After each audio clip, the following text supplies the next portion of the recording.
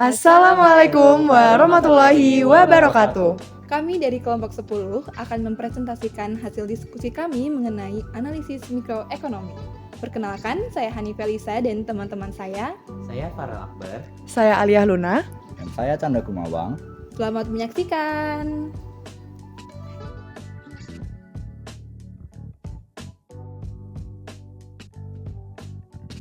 Indonesia memiliki potensi besar dalam produksi garam, terutama dari garam rakyat. Pada tahun 2023, produksi mencapai 2,5 juta ton yang melampaui target sebesar 1,7 juta ton. Namun, kebutuhan nasional mencapai 5 juta ton, sehingga impor tetap tinggi, yakni 2,8 juta ton atau senilai dari 1,3 triliun. Dari sisi mikroekonomi, usaha garam rakyat menghadapi tantangan serius. Penawaran garam sangat bergantung pada musim kemarau, sehingga elastisitasnya rendah. Sementara permintaan industri bersifat inelastis karena tidak ada bahan substitusi. Selain itu, biaya produksi relatif tinggi akibat keterbatasan teknologi dan permodalan.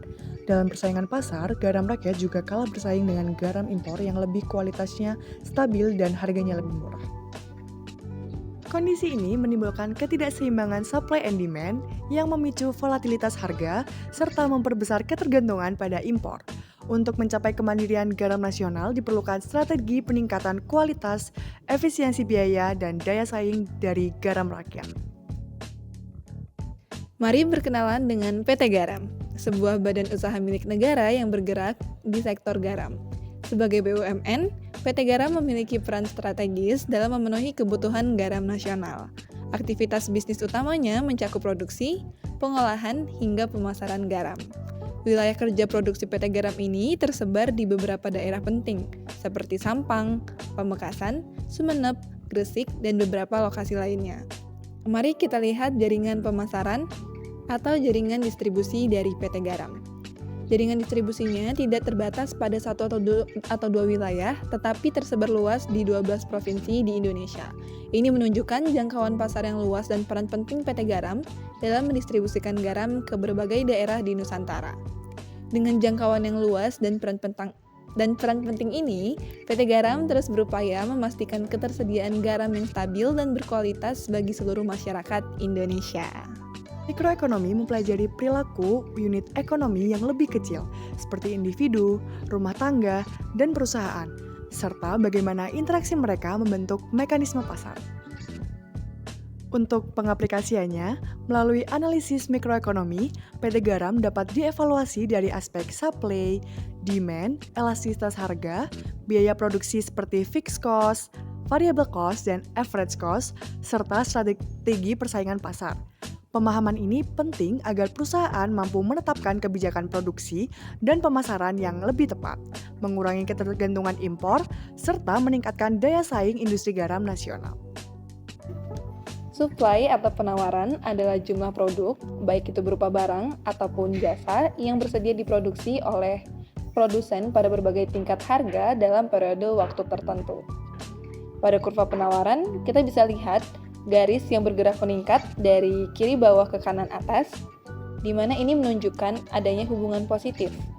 Saat semakin tinggi harga, berarti semakin banyak barang yang ditawarkan. Lalu selanjutnya tentang demand atau permintaan.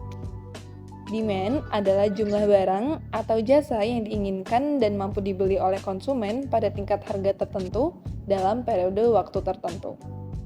Pada gambar di slide, kita bisa lihat kurva permintaan ini bergerak menurun dari kiri atas ke kanan bawah. Artinya, semakin rendah harga suatu barang, maka permintaan akan semakin meningkat. Dan sebaliknya, jika harga naik, maka permintaan akan menurun. Jadi, apa yang terjadi kalau permintaan dan penawaran bertemu? Interaksi antara permintaan dan penawaran ini yang menciptakan titik keseimbangan atau equilibrium price. Titik ini adalah harga di mana jumlah barang yang diminta oleh konsumen itu sama persis dengan jumlah barang yang ditawarkan oleh produsen. Seperti yang bisa dilihat pada grafik, titik pertemuan antara kurva permintaan dan kurva penawaran adalah titik keseimbangan pasar. Titik ini sangat penting karena pada harga ini tidak ada kelebihan barang atau kekurangan barang di pasar, dan harga ini sudah efisien juga stabil. Sekarang, mari kita lihat aplikasi dari konsep supply dan demand yang sudah kita pelajari terhadap PT Garam. Di sini, kita punya dua grafik yang menampilkan data penjualan atau demand dan produksi atau supply dari tahun 2018 sampai 2023. Pertama, kita lihat grafik di sebelah kiri, yaitu grafik demand. Pada tahun 2018, volume penjualan PT Garam berada di angka sekitar 270.000 ton. Lalu mengalami peningkatan signifikan di tahun 2019 mencapai lebih dari 300.000 ton. Namun, setelah itu kita melihat adanya penurunan tajam pada tahun 2020 dan 2021. Bahkan sampai menyentuh angka 144.000 ton di tahun 2021. Angka ini kembali melonjak drastis di tahun 2022, tetapi mengalami penurunan yang drastis lagi di tahun 2023 hingga mencapai titik terendahnya, yaitu hanya sekitar 104.000 ton. Dari grafik ini, terlihat bahwa permintaan akan garam mengalami fluktuasi yang sangat besar dari tahun ke tahun. Selanjutnya, kita beralih ke grafik di sebelah kanan, yaitu grafik supply PT Garam dari 2018 hingga 2023. Berbeda dengan permintaan, produksi menunjukkan pola yang lebih konsisten, yaitu menurun dari tahun 2018 hingga 2022. Di tahun 2018, volume produksi mencapai lebih dari 500.000 ton dan terus menurun secara bertahap hingga menyentuh titik terendah di tahun 2022, yaitu hanya sekitar 114.000 ton. Namun di tahun 2023, kita bisa lihat adanya kenaikan yang cukup besar pada volume produksi, mencapai sekitar 374.000 ton. Nah, dengan membandingkan kedua grafik ini, kita bisa melihat adanya ketidakseimbangan antara volume produksi dan penjualan dari tahun ke tahun. Misalnya di tahun 2022, produksi berada di titik terendah, tetapi penjualan justru berada di titik tertinggi. Ini mengindikasikan bahwa perusahaan mungkin harus berupaya lebih keras untuk menyinkronkan produksi dengan permintaan pasar guna menjaga stabilitas pasokan dan penjualan. Selanjutnya, kita masuk ke bagian sales. Dari grafik ini, kita bisa lihat bahwa penjualan PT Garam, baik dari sisi nilai maupun volume, cenderung fluktuatif dari tahun 2019 sampai 2023. Di tahun 2020, terjadi penurunan yang tajam dan ini erat kaitannya dengan pandemi COVID-19 yang waktu itu mengganggu distribusi, menekan daya beli, dan juga menurunkan produksi. Tapi, mulai tahun 2021, penjualan mulai pulih dan bahkan mencapai puncaknya di 2022, seiring dengan pemulihan ekonomi dan meningkatnya permintaan. Tapi sayangnya, di 2023 penjualan kembali turun, terutama dari sisi volume. Hal ini kemungkinan disebabkan oleh faktor persaingan pasar, seperti perubahan harga, serta kondisi produksi garam yang sangat bergantung pada cuaca. Jadi, bisa kita simpulkan bahwa meskipun garam tergolong kebutuhan pokok, ternyata penjualannya tetap sensitif terhadap perubahan ekonomi dan faktor lingkungan lainnya. Selanjutnya, di bagian elasticity permintaan, bisa kita lihat kalau tingkat elastisitas harga garam dari tahun 2019 sampai 2023 berubah-ubah atau fluktuatif, yaitu pada tahun 2019 sampai 2020 nilainya adalah 3,53 yang berarti sangat elastis. Artinya, permintaan cukup sensitif terhadap perubahan harga. Tetapi di tahun 2020 hingga 2021, elastisitas permintaannya turun menjadi 0,75 dan berubah jadi inelastis. Karena waktu itu masa pandemi membuat permintaan garam tetap stabil walau harga berubah. Lalu, setelah ekonomi mulai pulih di tahun 2021 hingga 2022 dan 2022 ke 2023, elastisitas naik lagi jadi 1,54 dan 1,39. Keduanya elastis. Ini menandakan bahwa konsumen kembali lebih peka terhadap perubahan harga. Mungkin karena faktor persaingan dan dinamika pasar yang mulai normal lagi setelah sebelumnya pernah mengalami penurunan karena pandemi COVID-19. Selanjutnya, untuk bagian elastisitas penjualan sendiri, terlihat penurunan drastis pada tahun 2020 yang kemungkinan besar disebabkan juga oleh pandemi COVID-19.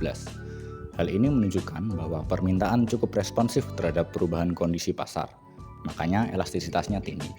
Lalu, pada tahun 2021 sampai 2022, terlihat adanya efek pemulihan ekonomi yang ditandai dengan penjualan naik karena konsumen mulai meningkatkan pembelian kembali. Hal ini menunjukkan bahwa produk PT Garam punya karakteristik permintaan yang elastis. Artinya, perubahan pendapatan dan kondisi pasar sangat berpengaruh terhadap penjualan.